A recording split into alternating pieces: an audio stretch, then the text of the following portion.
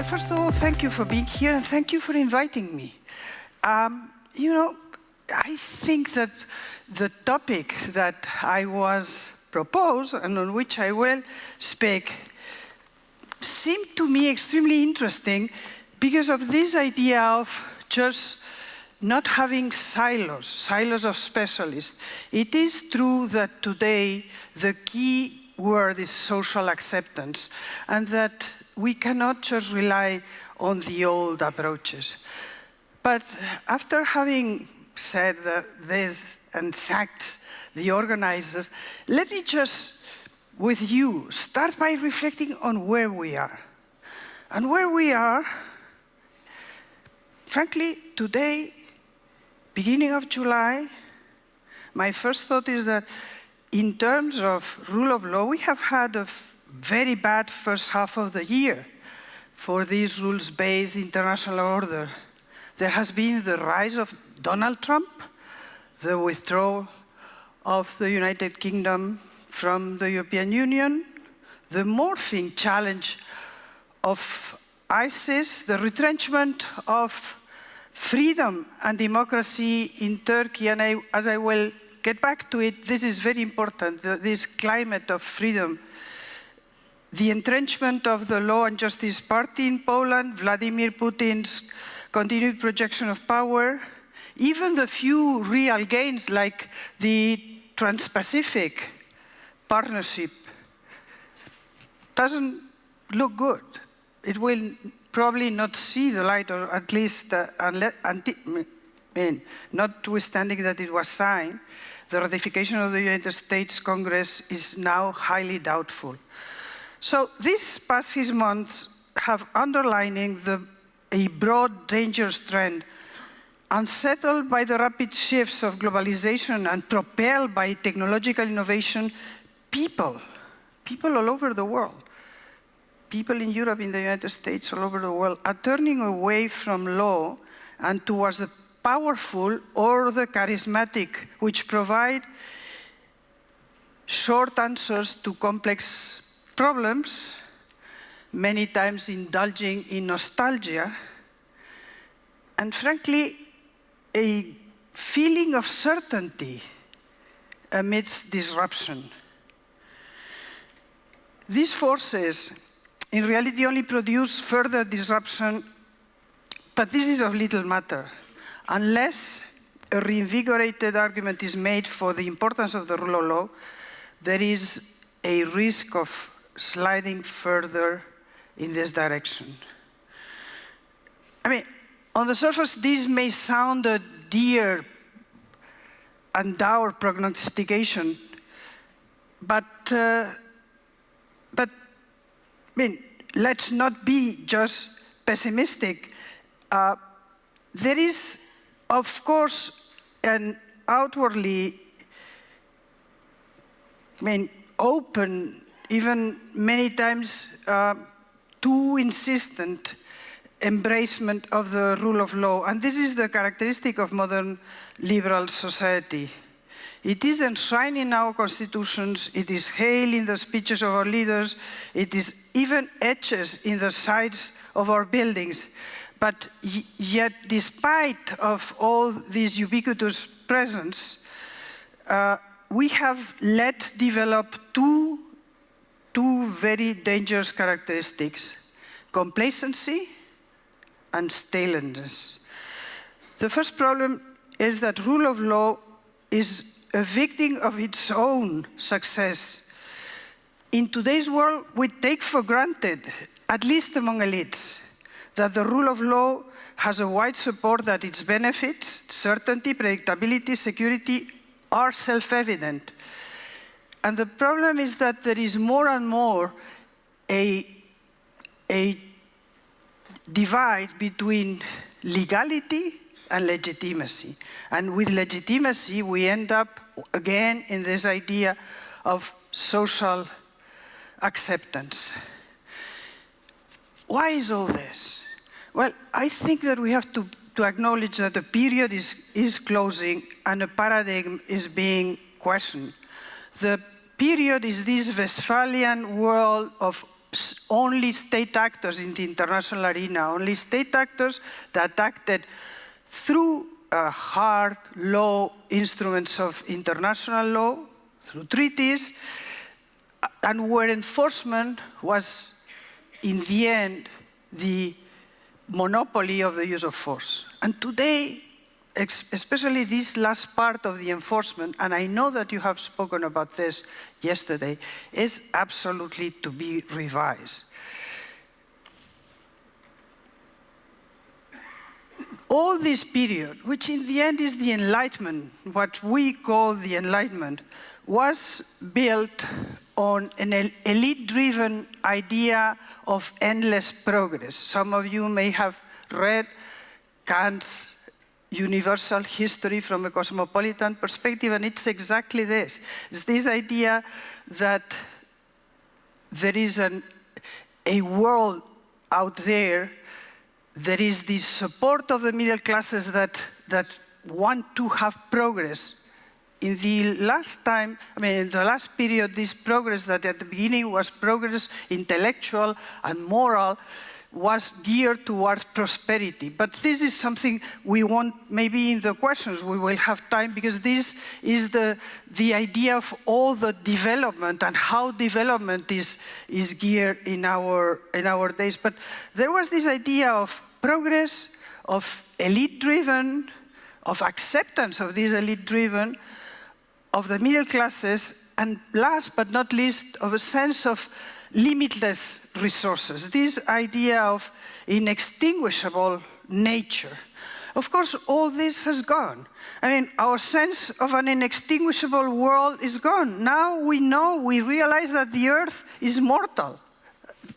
The second is that we see everywhere a rising anti-elite sentiment. Brexit is a fantastic example of this. We see a squeezed and increasingly insecure middle class, and all this is seen in the Trump campaign, in the Brexit campaign, but we could analyze with its changes, this happening in many this is a word that is not yet emerging economies. I was going to say developing countries, but that's a word that has been banned, and this is you guys that have banned it from the present narratives. And what we see in the end is a turn against rules and against the maxim of government of laws and not of men. And this is this shift towards charisma and against legality. Together with this, there is an idea of the authority. Not in that old days, but during all this lasting of this paradigm, authority carried weight. If someone was said, something was said by someone with authority, there was a natural tendency to respect, to take it, to follow. It's not the case anymore. I was at Sciences Po a couple of months ago, and one of the students just raised their hand and said, "You know what? Authority. Oh, you have to win authority every day." And this is again this idea of the legitimacy that is in the authority that you have to gain every day, to win this battle every day, and the legality, which is you being invested with authority, and the two used to be together. You were invested with authority, you have this legitimacy. Today, it's not any longer the case. I don't want to go, but there is a reference to another turn of the 19th to the 20th century. The author, it is Max Weber. Max Weber studied this idea of what the legitimacies were and concluded that in this Enlightenment culture, the primacy was with the rational legitimacy, which was none other than the rule of law. But we see that this is not any longer the is not any longer taken for granted as we have understood for a long time. As I see, we have gotten complacent, and we have taken as a self-evident truth that rule of law is the best, that rational legitimacy is much better than charismatic legitimacy. And of course we can make the case, but we have to make the case. We cannot just rely on this being self-evident truths. The good news is that in this fantastic change of this world geared by state actors, by national states, the Westphalian world, have erupted other actors, NGOs, organizations of multilateral organizations, and this is a multifaceted world where, and we have to adapt this idea of the rule of law. There is an example, and I always take this example because this is the silver lining of a very complicated situation. And this is the Paris Agreement on COP21. This was a triumph of this multidisciplinary approach that you prone, this idea that in the end you have to have social acceptance.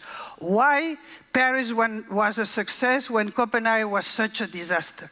Well, for the reasons that the actors were not the same, that the approach was not the same, that there was a much more adapted to the New World's scheme. I would say that in the first place, it was flexible. One of the problems with the rule of law is that hard law is very cumbersome to produce, to enforce. We need flexibility in a world where where reality changes by the minute. Therefore, the advantage of Paris is that it combined hard law, a hard shell. You need it. I think we need it. We can discuss this. But with soft enforcement. This is the key. It's not any longer the use of force that is the guarantee of the enforcement. It's social acceptance. And the difference is that from Copenhagen till today, we have the United States, China, and in the end, 196 countries that signed this agreement. But this agreement was not a classical international treaty agreement. This agreement was an agreement where different states pledged their national accepted and national determined contributions to this agreement. Of course, all this is great and dandy, but it's messy. This world of the Enlightenment was a Cartesian world where you had this pyramid. Some of you, I'm sure, have a legal background, this pyramid of the law where you have the Constitution and then it drops. No, we are in a different reality. Messiness is part of our reality, and it is messy, and this messiness has edges that we have to address, because of course these nationally determined contributions, there is not even a common measure. There is not even common benchmarks. It's not even, there is no comparable. There is no comparable because this it hasn't been done. It's non-additive. So if you add up all the pledges, you don't get to the goal of the 2 degrees centigrade. Okay, and that's the world, that's reality. Because what it has, it's that it's dynamic. So a treaty was a frozen thing, that you had to comply with it, there was enforcement, etc. No, this has in this soft body under this hard shell, this establishes mechanisms that require from the states more contributions every 5 years. Is this perfect? This is our world. When I said that it was not any longer only the role of national states. You have the G20, the G7, you have heard about the Gates Initiative, the NGOs were there. If any of you have been in Paris, you remember what a different ambience from a classical treaty discussion where you had normally a bunch of old guys with thick carpets and big cigars discussing and agreeing. And this was 10 or 20 or 15, and this is the picture that we have in our minds of this period. Well, the jamboree that Paris was a very different, but this is our world. This is this part of a messy world. There was this idea of coalitions of the willing. And if there is an area where we have to be very careful, is not to take at face value what was there. And I have mentioned Turkey, and I have mentioned freedom. Of course, in order for all this to, for this approach to happen, you really have to have this social awareness, this connection, and there is where we need to insist on these fundamental freedoms. Well, I have already spoken more than I intended. I leave you with two questions, and I came here to give you answers, but frankly, I don't have answers. I have trends. The first trend, the first question, is that we need to square democracy in this globalization area where these middle classes are feeling squeezed, where there is low or no growth, because this idea of progress, as I said, had a dimension of prosperity that is not, of low growth and inequality. This is the first thing, it's our first main responsibility. The second is how can we do that our politics, and in particular our political parties, because this is how this rule of law, liberal order is built, that they update. They realize that the divide today is not any longer the basic divide. Well, in society always there are many divides, but the basic divide is not any longer about left and right. It's about inward nostalgia, bring me back my Great Britain. Well, I'm sorry, this is not going to be possible. Or, you know, the examples, Marine Le Pen, la grandeur de la France. No, it's not, it's a different world. The world has changed. You cannot, you give these slogans that people hooked to because of this insecurity, this situation where the paradigm has broken, this paradigm of progress that built the Enlightenment.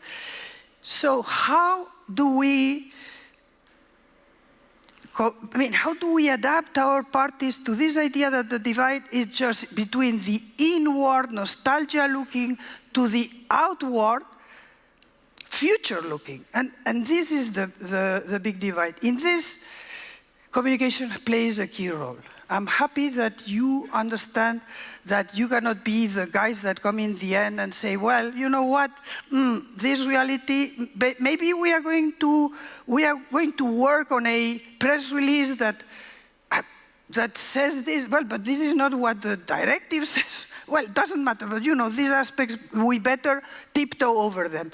I think that what we are facing is, in the end, a common responsibility where, and this, me coming here was because I thought that for the first time, at the initiative of the communication guys that are those that come in the end, and notwithstanding the reality, want to tell a beautiful story, you were aware that you were part of the chain, and that in being part of the chain, we all have to agree to face the challenges that this new, fantastic world, but this new paradigm that we have to create entails. Thank you.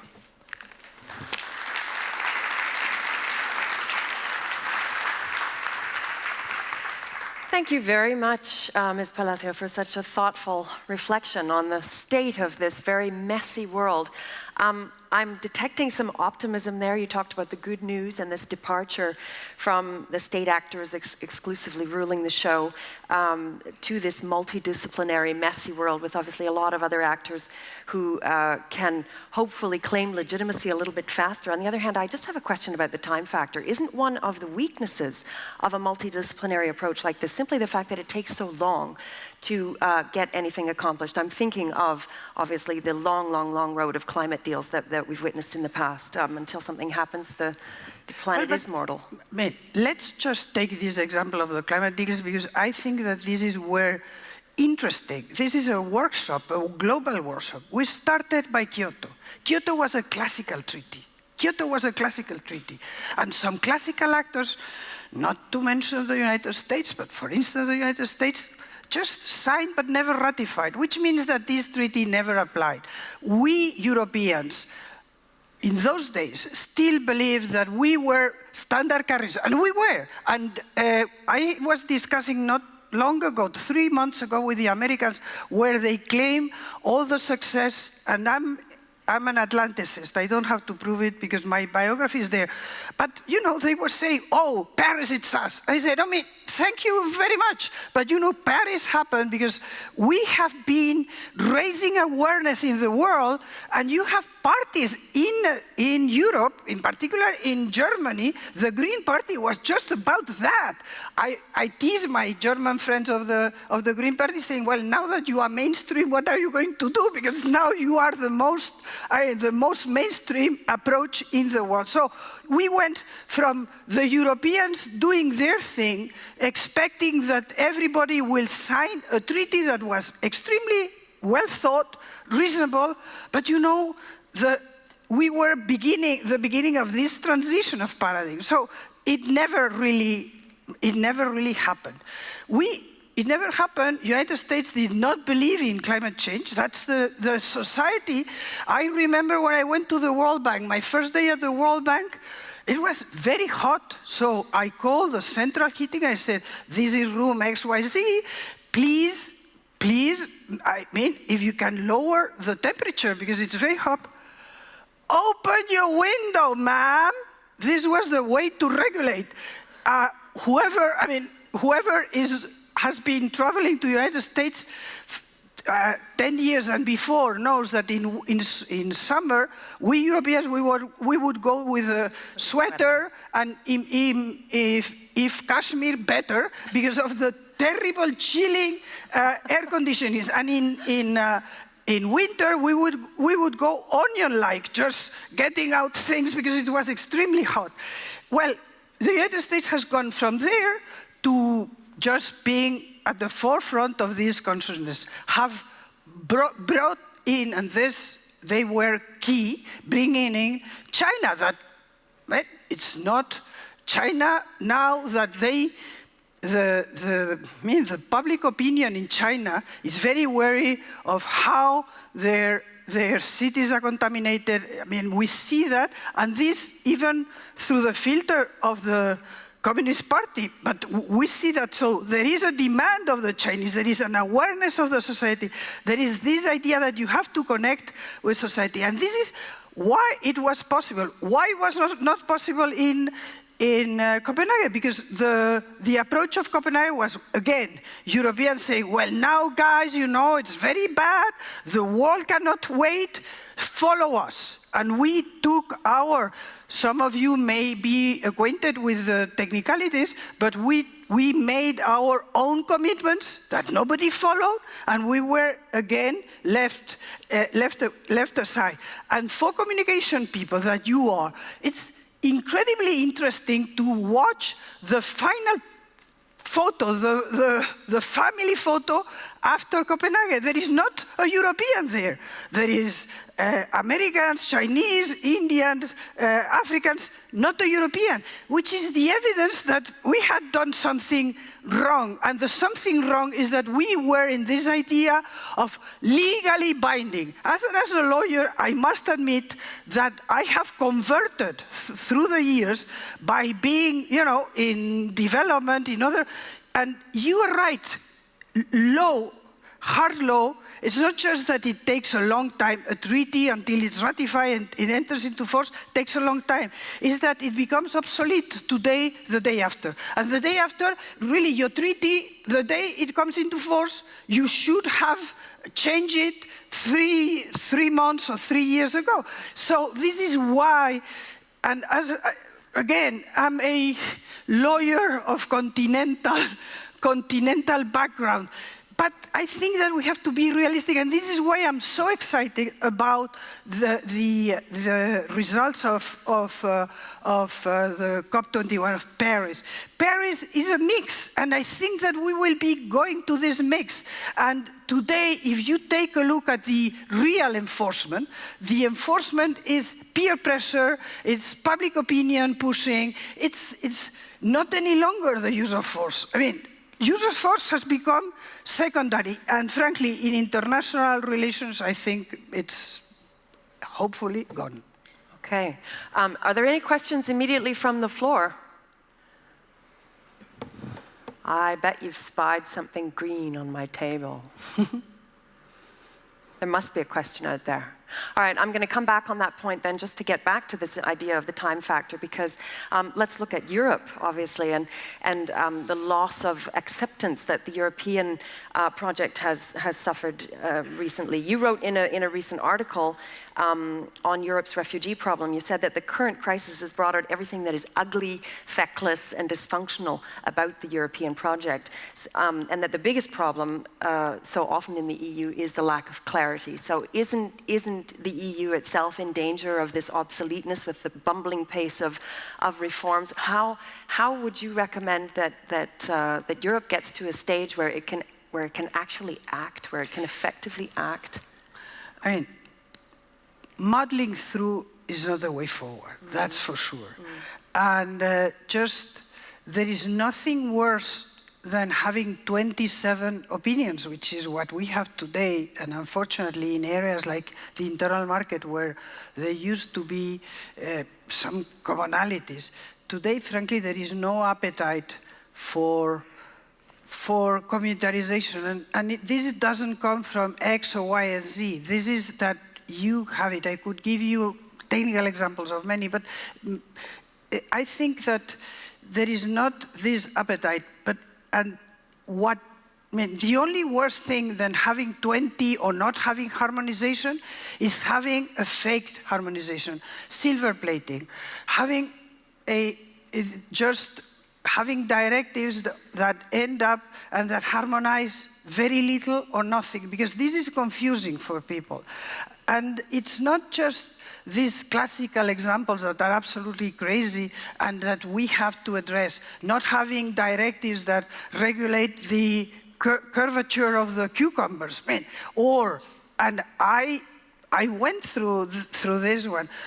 Regulating from Europe the well-being of the animals in the zoos, and you had, an ophidian, how do you say ophidian, a serpent, a snake, a snake, if it's between 1 meter and 2 meters, has to have a cage that is 3 meters by 4 plus high plus air plus I don't know what. I mean, these things are not for the internal market, and this is what we have seen through the Brexit run-up. We have seen how citizens just were listening to real issues mixed with other issues. I was in a small town south of London where from the audience I was asked if it was true that loose tea was going to be forbidden, that tea should come in bags, sealed, and that the lady told me, and I have also heard that they are going to regulate kettles, but I think kettles no, but the tea, this idea that everything has to be packaged, we won't have loose tea. Of course, that's terrible, but if you have regulated the well-being of the snakes in a zoo, anything can happen, and this is what makes people tell you, oh, the bureaucrats. And I tried to defend the bureaucrats, and I have to swallow this idea, this terrible discussion I had the other day with a guy on a partial harmonization of fertilizers, which means that member states can import fertilizers, and all do, so there is no parallel imports of this idea that you import through a third state. But at the same time, there is a label of European Union for certain. What's the point? I mean, I'm a Spanish potato in this plot, and I'm fed fertilizer with Spanish standards. The next plot, you are sophisticated potato that is, with EU fertilizers. Both of us go to the market, to the internal market, as Spanish potatoes. I mean, and you know, there are examples. This is ongoing. If you want to dig into it, and if you want some info, I can give you, because this is one of these examples, and this is just has been signed a couple of moments. The proposal is on the table of the European Parliament, starting its way. And it's not just that is absolutely nonsensical. There are other issues, and this is what makes people mad and makes people not believe. The exposé de motifs mentions a study of 2014 that sets certain parameters. Nevertheless, they say that they have done their proposal on a study of 2002, and you say, why? Oh, because the study of 2002 was more to what they thought. But of course, if there is a scientific study by the European Union saying different things in 2014, I think it's just reasonable that the proposal takes into account the second study and not the first. No way, no way. And this is what we need to change. So muddling through is not the way forward. We need, as the director of the Monetary Fund said, nous devons sortir par le haut. We have to come and just think about what we want to do, really think what we see today and what we saw. I mean, in this sense, Brexit has acted as a catalyst. There was a suspension. Everything was there. This idea that there is no appetite for much harmonization has been there for years now. What we need now is to just sit down and see in what areas there is really a benefit for the citizen. I think in the area of the digital agenda, when you discuss the portability, if I'm Netflix, this is a cable chain, and if I go to Spain, I cannot go to this idea that if I'm X days, it's portable, but if it's more, it's not portable. If we are in the internal market, it's portable wherever I go. And if tomorrow I want to go to Lake Como and I take my Netflix with me, these are the issues that we have to understand if we want them. Last week, a very proficient responsible from a very interesting country, not of the big, was telling me, maybe in this area of copyright, maybe we stay as we are. You are a small country, you are very prominent, but a small country. Yes, but you know what? We manage with what we have. We don't want to have it harmonized. Big country, responsible for a big country, comes and tells me, well, you know, in the end, frontiers are not that bad. I say, what? No, but you know, we have to take a lesson from Brexit. I said, well, then, okay, then what's the point of saying that we are on this European project? So I think that we have to come clear.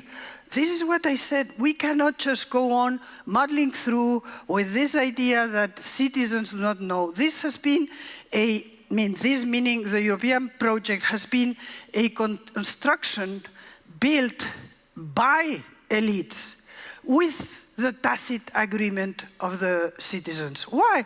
Because it brought prosperity. Internal market has been bringing prosperity. Today, there is nothing tacit any longer. citizens are active. Citizens want to have Zuckerberg paying taxes and not saying, oh, I'm sorry, but no, pay taxes. So citizens are in charge. We cannot just go and, as I say, silver plate in which process communications was so formidable. Which makes me want to ask, there is a question over here, and I'm going to throw my little catch box back to you. Oh no, there's you're saved by the microphone right behind your shoulder. Ms. Palacio, thank you so much. Your Commissioner Timmermans on his Facebook page just after the Brexit said, you know, we have to start listening. And, but I wasn't sure if he quite knew what that would mean. Can you give some advice to the people from the European Commission on what that would mean in their everyday jobs? You were talking about bureaucrats, and obviously you have the experience. What does it mean for them to start listening to what's happening in Europe and what citizens want? Well, that's not an easy question. Well, first, I would say that Vice President Timmermans is trying, through these better regulations, trying to do something that the Commission doesn't act in any field. And this is great, but you have, in Spain, we say, you have to go from the muses to the real theater. You have to put this in context. What I think is that if you go for harmonization, take the fertilizers, then go for it. Go for it. Discuss and reach reasonable agreements among member states and with the stakeholders and with all this. And by the way, take into account the last scientific reports. So don't do what we have seen, and I have great respect for the bureaucrats, and I always defend them because there are exceptions. But in general, they are very proficient and well-meaning. What's their problem sometimes is that for maybe 3 years, this guy or this girl has been living in an area, whatever, audit, fertilizers, I don't know, and in this area. And this has become, to such extent, his or her life, that it's difficult to shake, it's difficult. The organization has to shake him or her and say, well, take stock of all what's going on. Not, because the other problem today for this better regulation is that you have a big interest going through X, Y, and Z and having tailor-made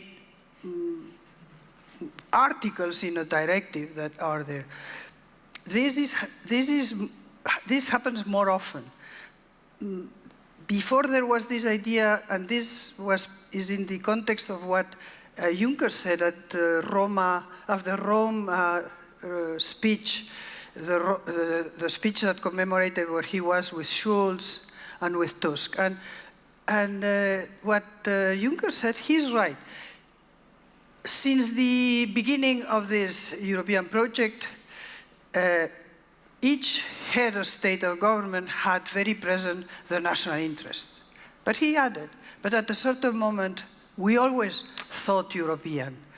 We had our interest, but we always thought European. And he said, not me, and I think he's right. What has been lost is this European moment. Today, we are not. We don't have this European moment. It's a national interest all the time. And then you come to the situation we are in. So we have to listen, but we also have to direct. Listening is part of it, and at a certain moment you have to take a decision. And taking a decision cannot satisfy everybody. The idea is that this decision just achieves a common good, achieves a general interest, and makes a a market for fertilizers, for instance, but a real one. And if this is a priority, which frankly I'm not a specialist in fertilizers, I don't know, but you need to listen to see that here there is a priority. Frankly, I see this priority in this digital agenda. The portability, this idea that we need to have a market and not 27 fragmented markets. This for me is quite clear, is the difficulties that companies like Spotify or other European companies are finding. And we cannot defend our companies vis-a-vis the big American companies. And nothing against the big American companies, but the thing is that they are big and they use force. I mean, they use the power. Are there other questions from the floor? Oh, now we're getting them. Over here on the left. Perhaps I can throw this to you here in the front. Oh, that's a very good idea. I'm going to copy Yeah, it. catch. There we go. Just speak into the black thing on the top. Okay, hello. Good morning, it works, surprisingly. Hello, Minister, good morning. Thank you very much. I really enjoyed your provocative words, and I fully support your idea about Europe. But besides Europe, we have other places in the world, as you have stated regarding Paris. And I think that social acceptance has to do a lot with the fact that democracy is really in place. So society can demand from the politicians and the regulators some action, and that requires some traction from the society. What about the parts of the world which are really, really huge, like China, India being a democracy but with a lot of inequality, and all the Arab world where democracy is not yet there? And how is this social acceptance able to provoke the changes and the traction from the power in order to listen and then act, as you have stated? Because as you have said, this is a world which is besides the elitist view of being just a US, European Union thing anymore. Thank you for another excellent and difficult questions. Normally, good questions are difficult. Okay, first, I am a dyed-in-the-wool rule of law defender. And rule of law, yes, is based in this liberal democracy that we have, although not perfect, although with many issues to reform, but this is where it flourishes. Now, I slightly differ from you in this idea that populations, citizens in other parts of the world are silent. I mentioned that China buying in the COP21 and being one of the key players for Paris Agreement was based on public opinion in China. Public opinion being fed up not to be able to breathe in Beijing. Public opinion has ways to manifest itself, and even the most autocratic regime has to take them into account. I think that the difficulty is there, and I mentioned before that from our Western liberal world, there are certain principles that we have to stand by. And these principles is freedom. And you have mentioned more about freedom of the press, freedom to manifest. This is what makes, and this is what we don't have. I mean, we don't have in Venezuela, for example, just to change continents. I mentioned Turkey before. I think that because this society is not any longer about what my government does or what Madame Mogherini does. It's all of us. It's you through your networks, the communication guys. It's NGOs, and we are working. And it's not perfect, but this is the world we have, and we have to call upon all these actors to contribute to this, raising this awareness. And establishing or opening the fields of freedom all over the world. Thank you very much for that question. I know we had several more. I'm going to allow one more. We're going to stretch this just a moment, and then we're going to have to wrap up. So if we could be brief. Here in this row was the one? Yes, Anana. Thank you. Good catch. Thanks. Thank you very much, Mrs. Palacio. This was a really inspiring, interesting speech. I would like to take it back to the function, because most of us here are communications directors. And I would like to ask you about the role of our people back into the European institutions. As you said, Brexit might be a catalyst now for maybe a renewed European project. So how are the policymakers giving these people within the institutions the measures and the empowerment that they take back this European project and take it to the European people so that they own it and recreate around it a federation, an inspiration for the European people to adhere again around a European project? What are you going to do to take it out of the ivory tower of the European institutions and bring it back to the people?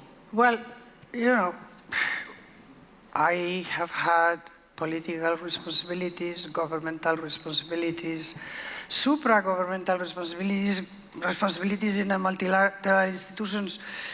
I think today what I do is, well, be here, write, teach these things. But your question just asked for a broader, and this is your role, communication people. I have seen you, allied with you, battle with you in very many different incarnations. I have also been responsible in high responsibility in a big multinational company.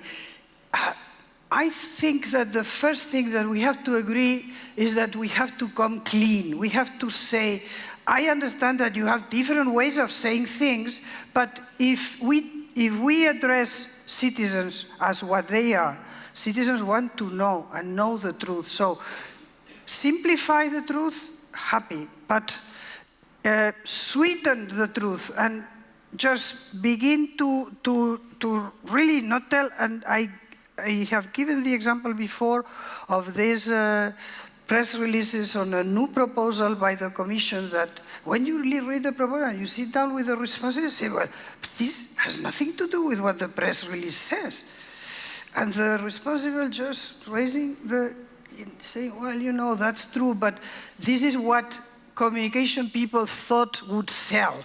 I mean, honestly, we are at a difficult juncture, and I think that we have to stick as close as we can to the reality. If you don't want me to use another word, which is the truth.